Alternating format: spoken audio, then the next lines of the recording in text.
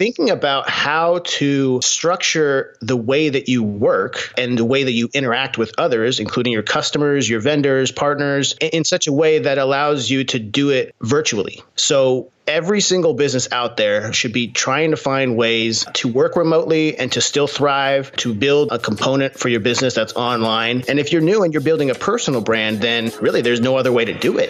Okay. Hello and welcome to the Dynamic Creative Podcast. I'm your host, Dylan DeMarcus, and this is a source of tools and inspiration for today's independent artists, with conversations to help activate, align, and achieve your thriving and meaningful creative path to effectively pierce through the noise and shine. In this week's episode with Zak Garcia, we tackle how to create and sustain a pandemic-proof business and personal brand through the fundamentals of working remotely through virtual team leadership components, including how to build a powerful team culture, talent management, time management, gratitude-fueled communication and feedback tactics, at-home work boundaries to maximize productivity, and more. Join us. In a saturated virtual landscape where everyone seems to be turning themselves into their own personal brand these days, scurrying around trying to monetize and simply make a living through their content in any way, shape, or form that happens to be trending that week, my guest has an indispensable, proven, and literally battle-tested skill set consisting of creative strategy, wisdom, and experience for business building and brand storytelling, which can lead to exponential brand scaling through his virtual leadership development and training in the business and marketing landscape. He's fluent in consulting to help anyone's endeavors find the impact, influence, and the revenue they are after in order to flourish. As former chief marketing officer at Bulletproof, makers of Bulletproof Coffee, and currently a co-owner of the successful international brand, he was responsible for branding, digital marketing, content marketing, web development, advertising, public relations, strategic marketing partnerships, team culture, and more. He grew their podcast to a #1 ranking in iTunes health category, boosting the customer list by 15x, employees by 20x, the marketing department by 40x, and strategically executed book launches, most successfully the New York Times bestseller, The Bulletproof Diet. He also was the executive producer of the documentary film Moldy, which has helped countless people learn about how to avoid the devastating impact that environmental mold can have on your family's health. He's a combat veteran with many awards, as well as a husband to Cynthia Garcia, founder and CEO of the Institute of Transformational Nutrition, and a father based out of Los Angeles and Portland. My guest, Zak Garcia. How are you, my guy? How you holding up in the great pause in the world we find ourselves in today? In this moment, I am great. It's really good to be with you. I love what you're doing. I love the Dynamic Creative Podcast. Thank you, bro. Yeah, it's been really hard at times, though, through this pandemic. Overall, I'm managing. It's been a process similar to like the stages of grief. We have this denial of how serious it is, and then we get angry over how disruptive it is, and there's anxiety and fear about your health and of those you love. So there's a lot that everybody's dealing with right now, and just choosing to be a beacon of light in this moment. Yeah, for sure. It really is an opportunity if we look at it like that, and there is some silver lining to really build and level up if we look at it properly, Yeah. So you recently made a post the other day on one of the major impacts of the current situation at hand by sharing the term uncertainty fatigue, which I found really interesting as we're all collectively kind of trying to navigate this quarantine. Can you touch on that concept briefly? Yeah, sure. I was thinking about something that I've struggled with in the past and that a lot of people have talked about called decision fatigue. And what I noticed was at this moment, a lot of the people in my life and myself, especially at the core, at the root cause of a lot of the anxiety I've been feeling is the uncertainty. We don't know how long this is going to last. We don't know what the impact of this is going to be, the long-lasting effects on our lives, our businesses, the economy, our political situation. And there is so much uncertainty now that I think we're all experiencing what I call uncertainty fatigue, because there's just so much of it. Similar to decision fatigue. Decision fatigue means with the increase of the amount of decisions you have to make, the quality of those decisions goes down. with uncertainty, it's the increase in the total amount of uncertainty in your life right now is creating a lot of anxiety, and the quality or the ability for you to manage that is much harder these days than in a typical, normal life situation. I think just being aware of that and understanding that is the first step to realizing that you're actually in more control than you might think you are. For me, it's like my choice. What I've been focusing on is I want to use this opportunity, because it is an opportunity right now. Right. I just don't want to waste it. So I'm choosing to be better off and have something to show for when this is all over. And I've been focusing on my health and my businesses and starting a new business as a way to overcome all of the uncertainty of the moment. So there's so much uncertainty right now. And frankly, I think it's the hardest thing for most of us.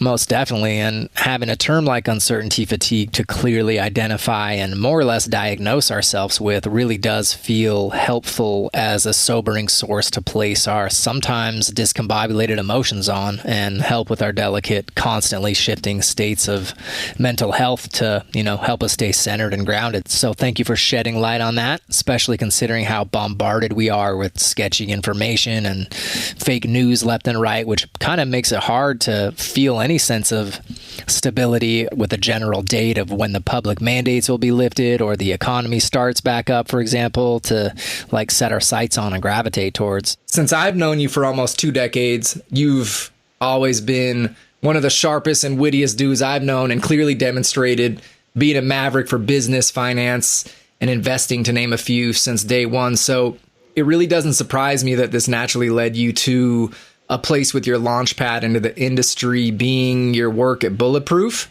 Now, this company spearheaded by the fairly infamous biohacker Dave Asprey, who's a really dynamic, forward-thinking company. It's provided a lot of the market with a lot of innovation, and clearly you helped previously in playing a role in developing that brand into what it is today by building a virtual team of 50 people generating over $100 million in sales and scaled as an international brand while doing it all remotely. Not bad. Thank you. The key words there, I think, are virtual and remote.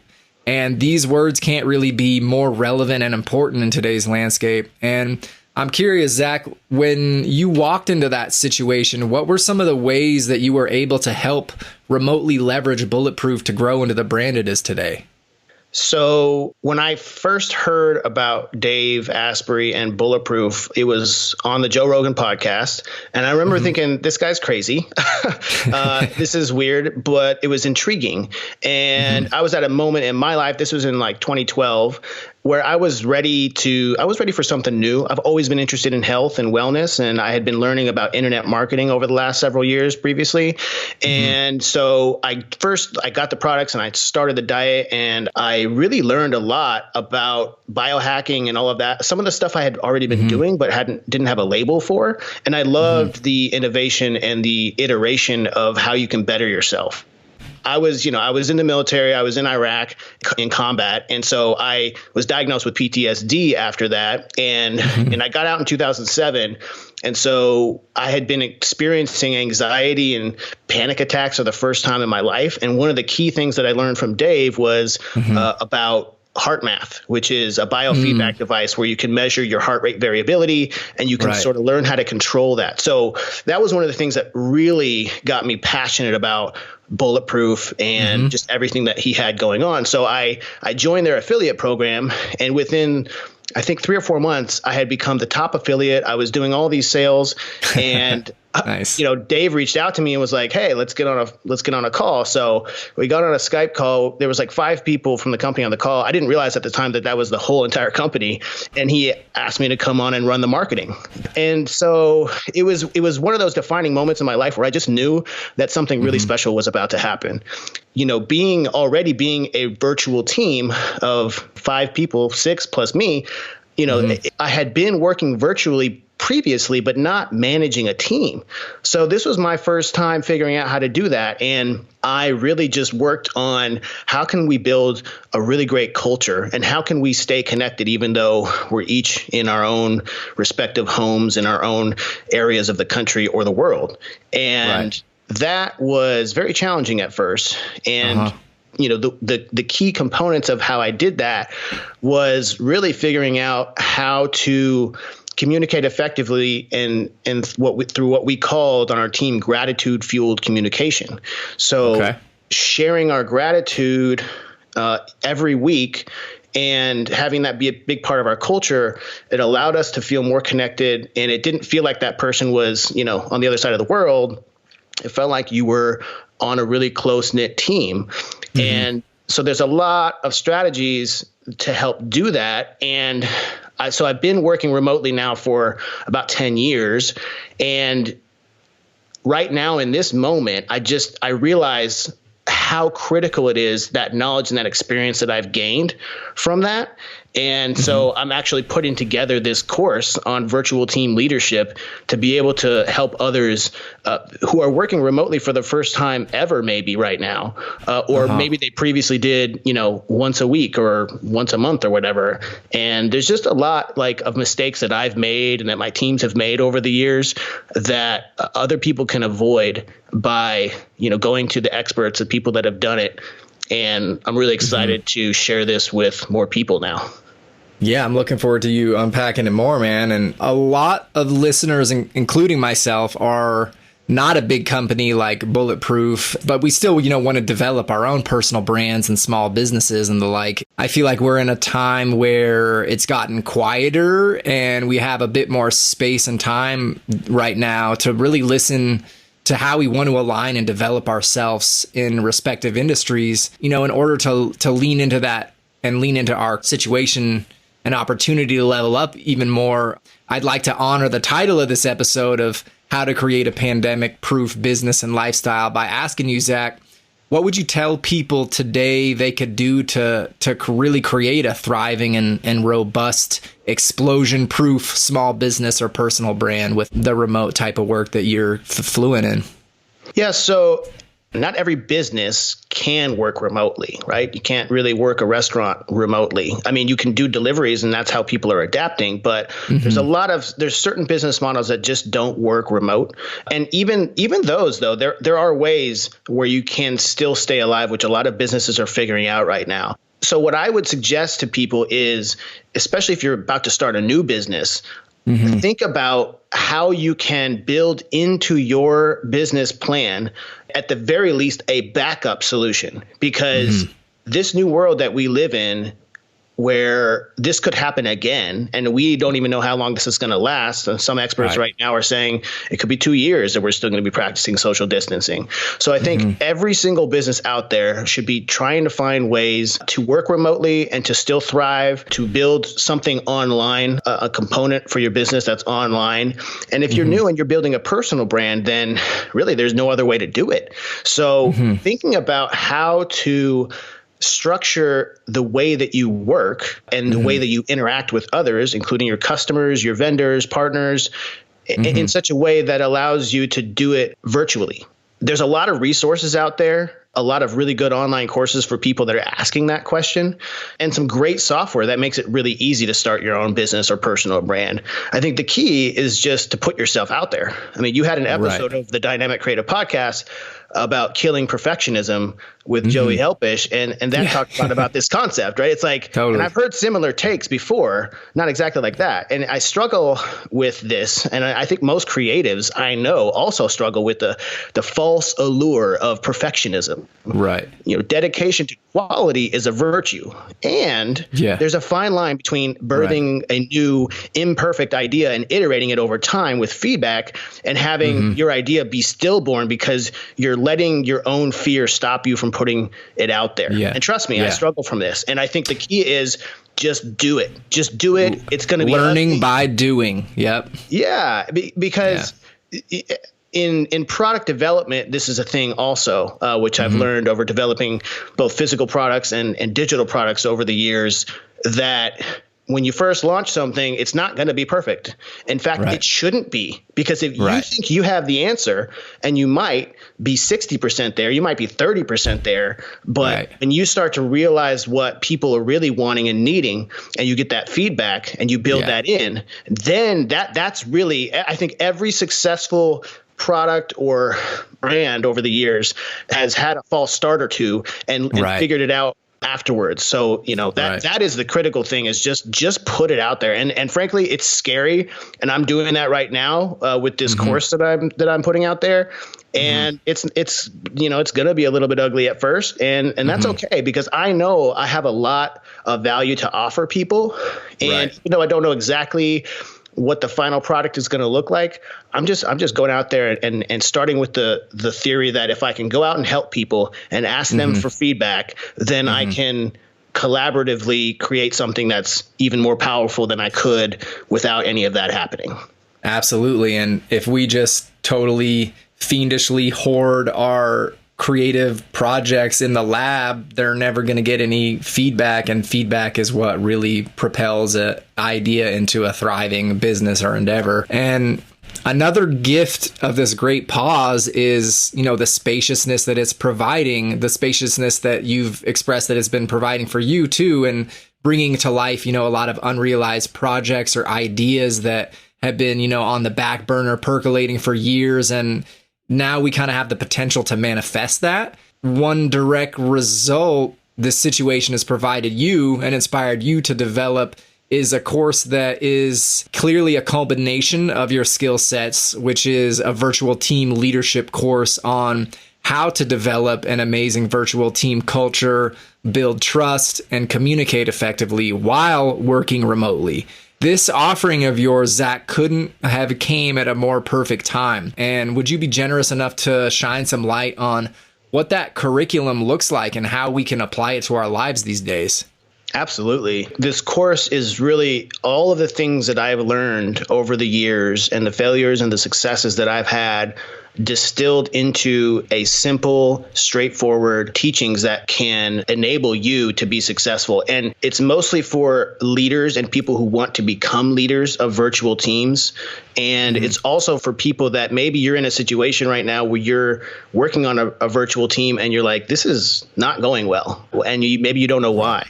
So in the course, I talk about, kind of the basics and, the fundamentals, if you will, of why remote work is actually better and how you can be more productive with a remote team, how to adjust to remote, and creating boundaries in your personal and professional life, because that's one of the big pitfalls is people are now, their work is in the same place where their home is, and there's not that clear separation. And then I talk about, virtual meetings and all the best practices for how to manage virtual meetings and how to schedule them effectively and what the cadence should be, and bookending your week. We start the week with a gratitude with the whole team, and then we end the week with sharing our wins and even our failures. Because people on virtual teams, they don't see what everybody else is doing all the time. And so they start to make up stories in their head, and they think, I don't even know what that person does. And it just, they start to resent that. So I learned that by sharing those things, you actually get a chance to really understand and have appreciation for your other team members. And then I go into the hiring virtual, because that's a really weird thing for a lot of people too. And it's hard to know through a video chat, like, is this the right fit for my company? So I go through the whole hiring process and how to figure out if they're a culture fit. And on the other side of that is firing people virtually. That's really, really tough. It is a lot different. Firing is always hard. It never gets easier. And yet you can figure out how to do it with compassion and do it effectively, and also understand that there are employment law things that are critical to understand about that. So, and then I talk about project management, because virtual teams, managing projects is a lot harder when it's virtual, or it can be, if you don't have the right systems and tools in place. And so what are the expectations, timelines, and making sure that people are aware of those things and constantly updated on that. And that goes into team communication and the technologies that are out there. There's all different kinds of software, from Slack and Asana and Zoom and Skype. And there's all these things. So kind of agnostic when it comes to which software you use, but there's a very specific way for you to get your team enrolled in that software, or if you're changing software. Another part of the course is about team development, because really your job as a leader is to develop talent. The most successful leaders I've ever witnessed make the people around them better. Right. That is critical. So I have this whole method for doing these team development calls, usually about once a quarter. And it's like a half-day strategy session where I lay out exactly how to conduct it, what the different topics can be, how to do a SWOT analysis, which is your strengths, weaknesses, opportunities, and threats. Where is your team at? What are your strengths? What are your weaknesses? And how can you kind of overcome the weaknesses and focus on the strengths? And then there's a bunch of training about how to create communication in teams and how to understand how different people are oriented. So there's some different tools that I share for that. And then I go into, management and I talk about the different categories. There's non-managers, there's managers, and then there's managers of managers. And each one of those categories is different and has its own unique challenges, and everybody's sitting in one of those roles. And I talk about how to manage up. How do you talk to your boss or your supervisor, and how do you get them to be a better supervisor just by you being a good leader within, even though they're technically your supervisor, you are still a leader. Like everybody should be and can be a leader. Talk about coaching, and I talk about building relationships, and there's more. I can keep going, but as you can see, there's a lot to it, and a lot of it is not intuitive. Over the years, I've just learned so much from the people I've worked with, and I've co-created these strategies that I'm now ready to share with the world. I love that. That sounds like a really effective and holistic kind of one-stop shop into really getting fluent and up to speed on really being able to show up and thrive in a virtual world. That's amazing. One thing that kind of stuck out to me was, since we are all in this isolated state and still trying to thrive and run a business, one thing that comes up to me that you mentioned is like self-discipline and time management. You mentioned too, like separating your workspace from your living space if you're working from home. One of the tools that comes to my mind, for example, is like the Pomodoro technique, which is where you have a timed structure of 5-minute break followed by a 25-minute uninterrupted work session, and then so on and so forth. Is there any specific time management tools or like boundary setting that you use personally to keep your workflow like really in a productive state? Yes, I like the Pomodoro method. I've used that. I still use it occasionally. And for some people, it unlocks amazing productivity for themselves. So I highly recommend looking at that. I wouldn't have graduated college without it. Right? Yeah. I think especially for creatives, because when your work relies on your creativity, you're not always in that right mood, or you're, whether you're a writer or a designer or an artist, that can be hard. And as a marketer, I work with creatives. I manage creatives. I am essentially a creative myself. I don't do graphic design. I'm kind of a Zak of all trades. But I know a little bit about everything, and I understand how the struggle is real for creatives, especially, but for anybody. So in addition to the Pomodoro method and other things like that, where you structure your time, I think creating a separation between your personal life and your work life and having boundaries is really, really critical. And a lot of people are understanding that now, that they're being forced to work from home. They are living with roommates or a spouse or their kids, and they're finding it's really, really hard to stay focused and to be productive when you have all these distractions. And in the next room, you can hear the kids screaming or whatever. And look, I've gone through all of that. I just did it a long time ago. So I understand where people are at, and I've been there. For some of those things, like it's just like if you live in a small apartment, it's really hard to do that. And so for some people, they like to go to work at a coffee shop. I personally can't do that. The distraction, it doesn't work for me. But for some people, they actually thrive with just a little bit of background noise and hecticness. So whatever you do, though, whatever method works for you, I think it's important that you set a time and you schedule your time. So build your calendar out and say, okay, from 9 a.m. to 10 a.m., I'm going to work on this. And whether that's with a Pomodoro kind of 40-minute session and a 10-minute break, or however you want to do that, but structure your day. Structure your day is critical. And then, making sure that you have boundaries. So if you hang out and you do your Netflix and chill in a certain area of your house, don't have that be your workspace. If you can avoid that, and if you can have a separate room and you have that luxury, or even if it's a closet, then have that be, your productivity area. And then even if it's after hours of work and you have an idea, then you can go back to your productivity area and you can knock that out, and then you can leave and go back to your personal chill and relax kind of space. Yeah, so, I love that. And then creating boundaries with the other people in your that live with you is also critical. So just having those open conversations with your wife, or your husband, or your boyfriend, or whatever it is, and your kids even, and just telling them, hey, look, this is really important to me that I am able to focus on work and be in that zone. So I'm asking you not to interrupt my work, not to come into my workspace.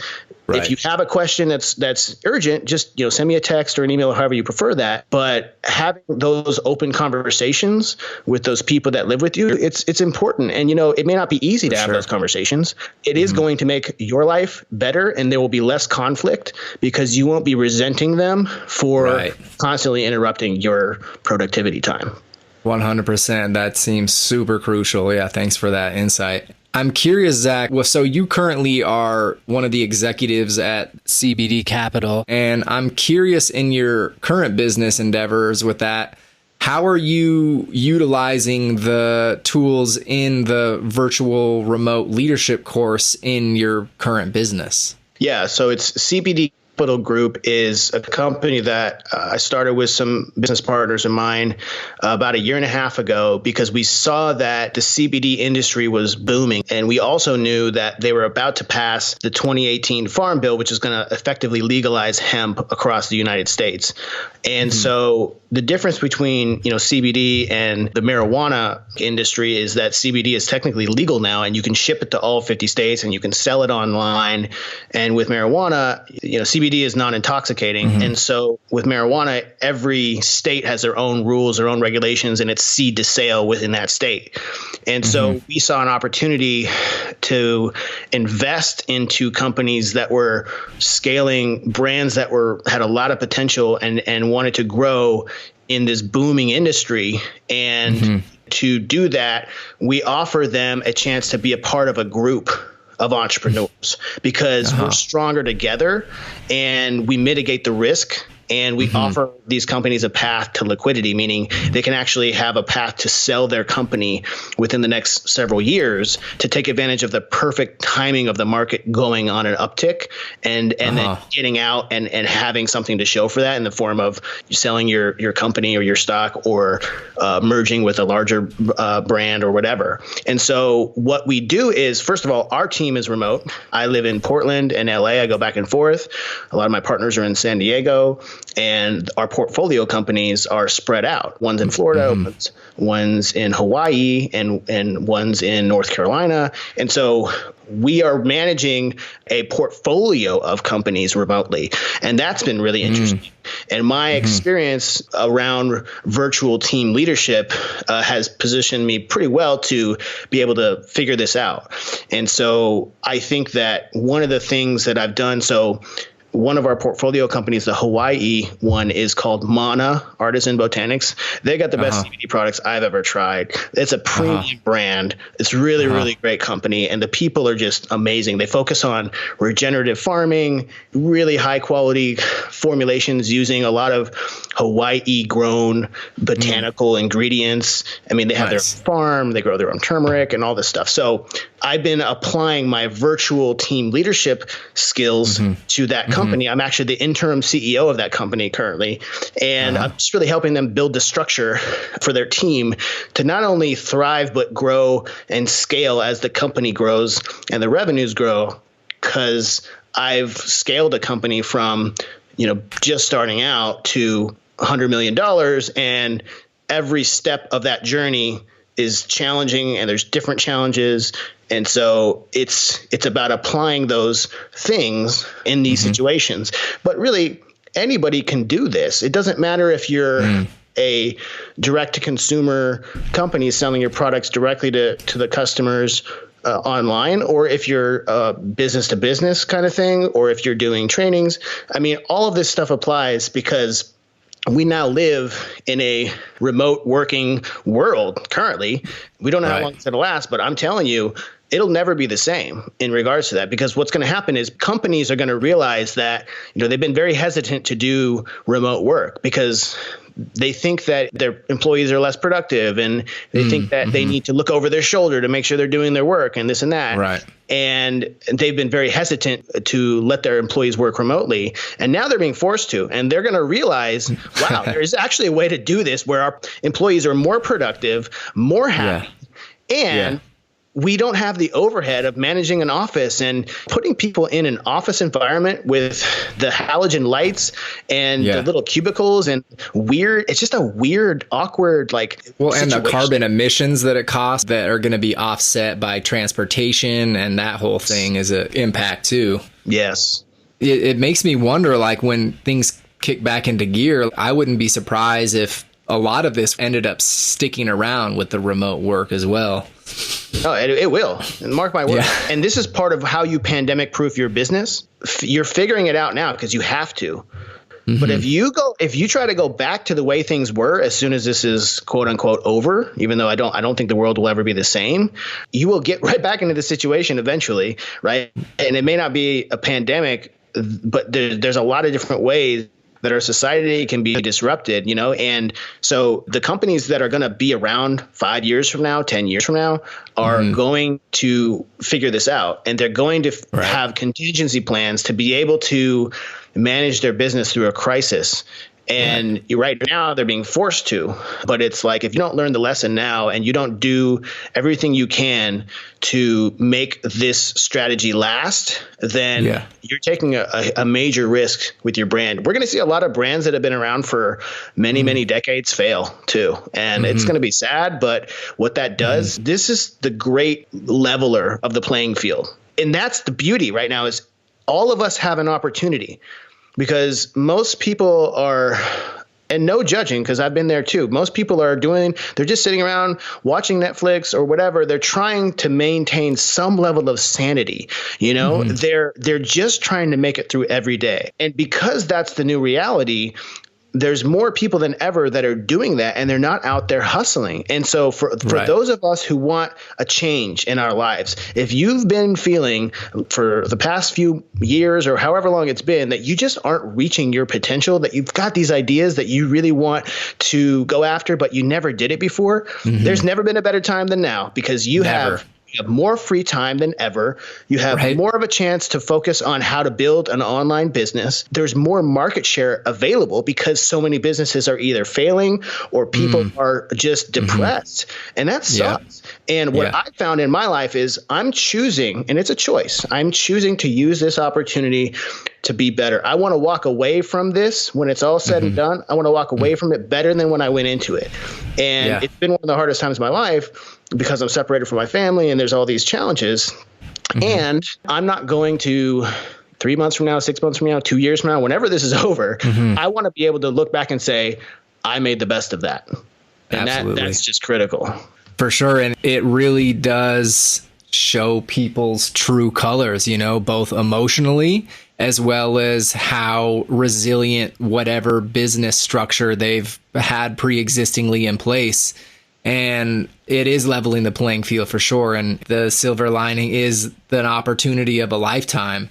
One other caveat I feel with remote working that I see, if I was, for example, an employer, would be really just keeping track of accountability with people. Do you have any systems in place where you're able to manage productivity and accountability from working and leading remotely? Absolutely. It's one of the most critical things that people think about, especially when they're transitioning into a virtual team. The thing is that it's weird because there's a part of it that's counterintuitive. And what I mean by that is you want to measure people's productivity and you want to understand what they're doing, and you want to get some kind of metrics and things like that, so you can have those conversations. But if you go too far, you're going to make your team feel like you don't trust them, and they're going to be unhappy. And so one of the most important things about leadership is empathy. That means putting yourself in that other person's shoes and understanding that by showing them that you trust them and by finding ways to hold them accountable, but really more for them to hold themselves accountable and to create a team environment where people are regularly sharing what they're doing and you can see without it feeling like you're looking over their shoulder and you don't trust them. So it's a fine line, and there's a skill set there, but there is a way to do it. And this goes back to one of the topics that I've been speaking about lately, which is how do you hire the right people? Right. You build this into the hiring process. The thing about hiring people is you can have the best hiring process. You can have somebody just kill it on all their interviews. Within a few weeks of them working, you just know. And sometimes it's within a few days, you just know this person isn't right. So you gotta make sure that you know how to get people out and get them off the bus, as they say. Get the right people on the bus in the right seat, and that takes time. The other thing that I've learned is that sometimes you hire somebody for a position. And it's especially with startups, everybody wears a lot of hats, and you find that they're actually much better at this other role. And by putting them in the right role, they just flourish. And I have a very specific way of how to measure that and how to help people understand their unique ability and what their skill set is and how they operate to help them translate that into their work and essentially what their roles and responsibilities are. Where do I sign up for your course?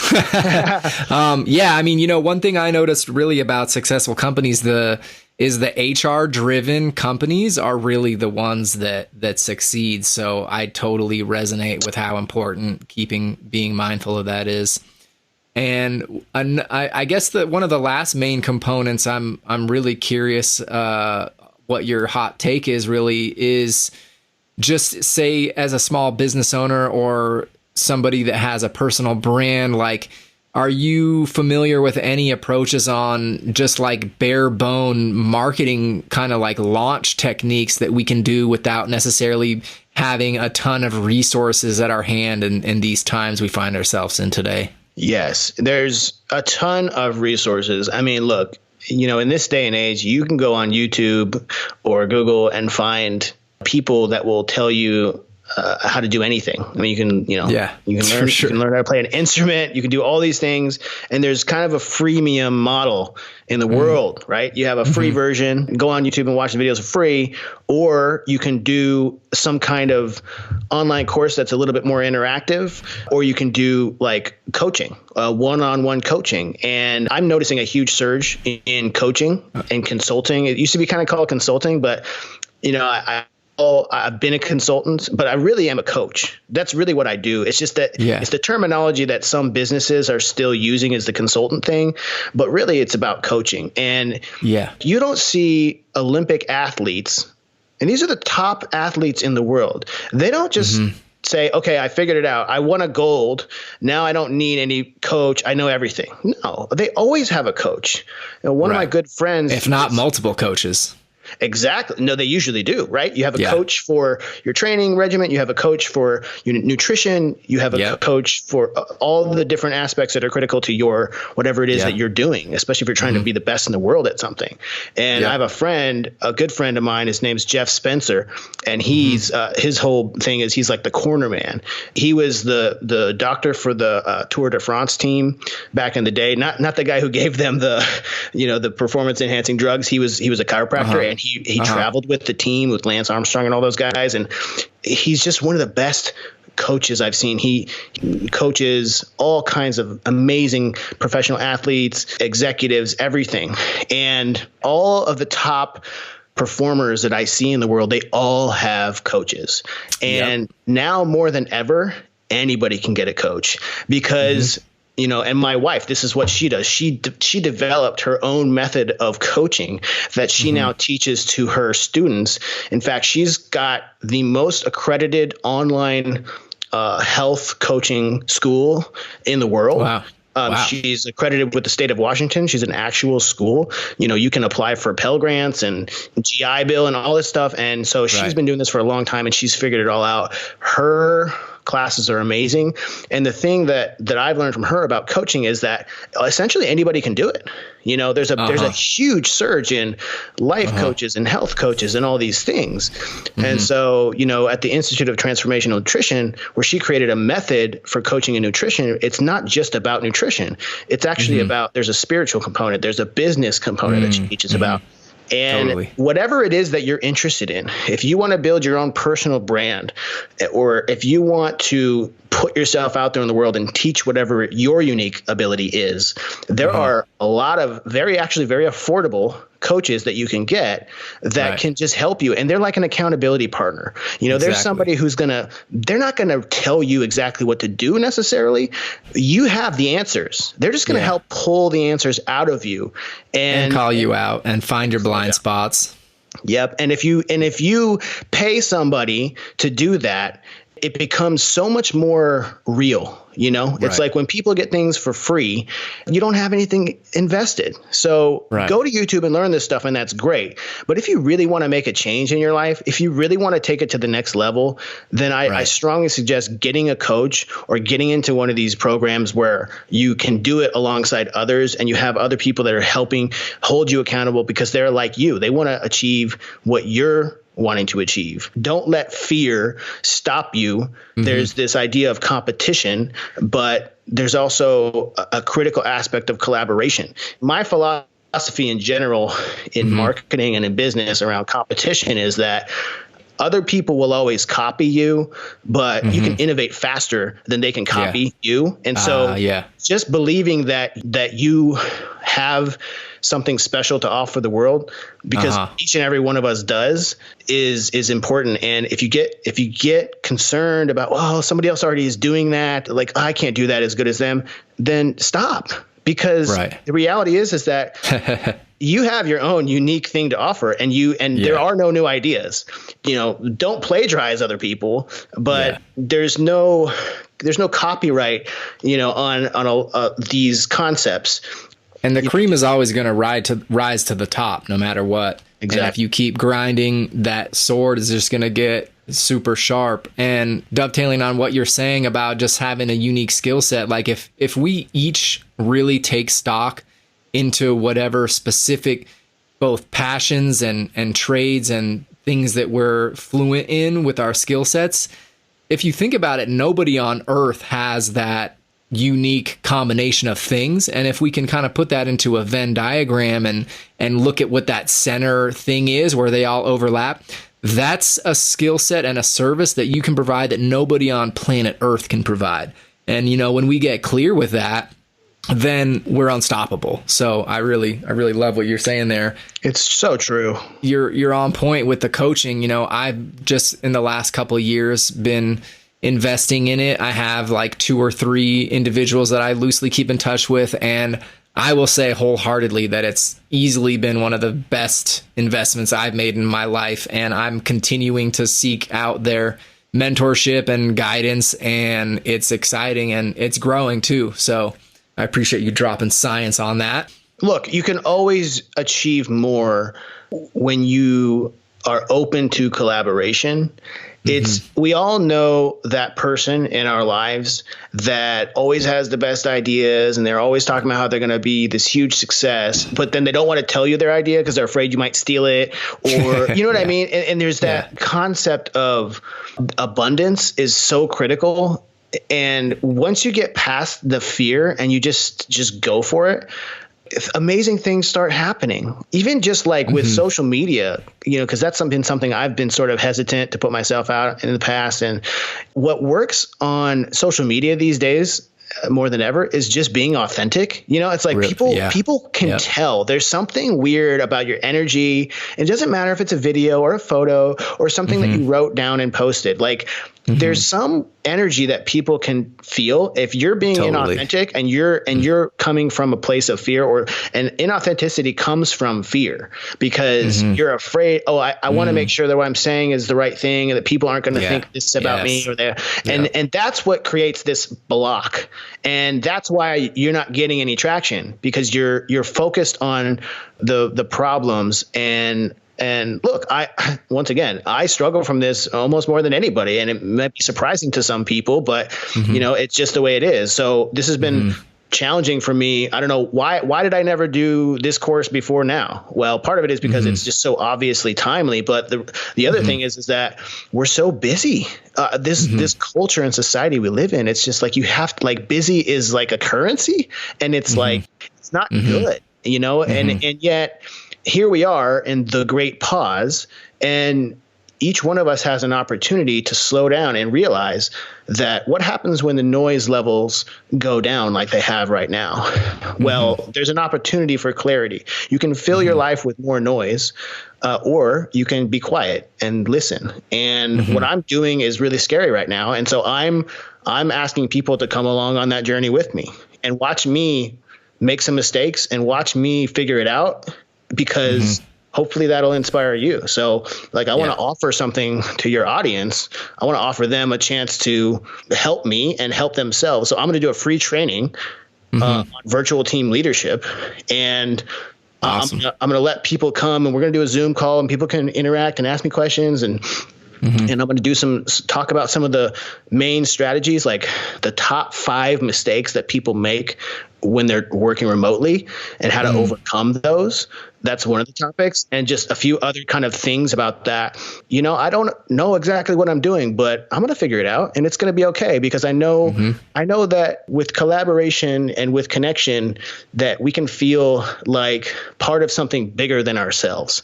And I think that's just so critical for this world right now, for us to feel connected when we're all physically separated. We can still be connected. In fact, we can be more connected than we ever were. I don't know about you, but I've spent more time having dinner on Zoom with my family, with my friends. I've spent more time connecting with people than I have in a long time. And that it's sort of ironic, isn't it? Same. Yeah.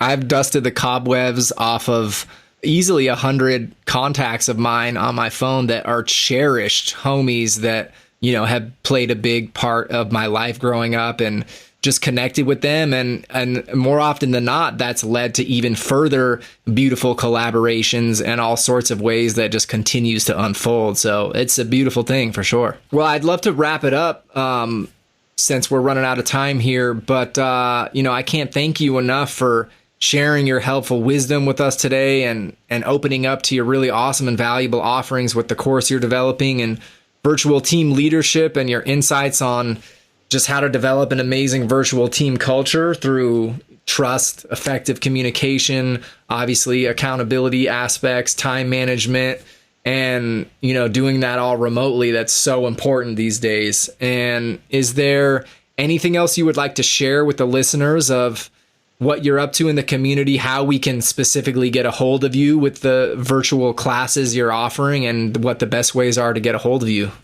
Yeah, thank you so much for having me on, Dylan. I appreciate you, and you've been a homie of mine for a long time. And so I'm going to do this free training for your listeners. It's something that I haven't done for anybody yet, but I wanted to offer some value. So awesome. If you go to bit.ly/virtual team leadership, you can sign up for the webinar that I'm going to do. It's going to just be on Zoom. We're going to connect live. I'm going to talk about those things, the big common mistakes that people make, and give you some really valuable stuff. And I'm also going to talk about the course. I know that a lot of people are going to be listening to this down the road after this webinar thing that I'm doing is over, but I'm going to leave that website up, and I'm going to leave a recording up. So even if you missed it, you can still go to bit.ly/virtual team leadership and still get that content. And then if you're interested in going deeper with me and you want to learn directly from me I'm also going to be offering the first time I do the course, I'm going to teach it live, and I'm going to get people's direct feedback. There'll only be one of those. The first time I'm going to do it is going to be live, and people will be able to ask me questions directly on the lessons. After that, I'm going to take that, just like we talked about. I'm going to learn from that. I'm going to get feedback. I'm going to iterate the product. And then I'm going to do a really nice production of those videos for the course. And then I'm also going to be offering a bunch of resources. I'm going to give people the systems that I've used in the form of PDFs and Google Docs, and how to set up your schedules, and just everything you can think of. Wow. And that'll all be included with the course. And so it's going to be rough at first. And I think that it's a good opportunity for people to see in real time what it's like to put yourself out there before you have a fully fledged idea, but a knowledge that there's something valuable to offer. And so I look forward to connecting with, the listeners and offering, my knowledge and skills to them. And I think it could be really valuable. And whether you end up paying for the course or you just do the free training, I hope you walk away with something that's valuable to you. That's what's up. I think in this day and age, it clearly is something that's going to be essential as a tool set. So I appreciate that offer. I'll make sure to put all those in the show notes so we can get a hold of you and get this service in action. So I appreciate you, Zach. All the best to you. Continue to keep being of service and doing the work, my dude. I will. You too, brother. Thanks for having me on. That wraps it up for today's show with Zak Garcia on remote team leadership building. Hope you guys got some value out of that, and stay dynamically creative. Peace.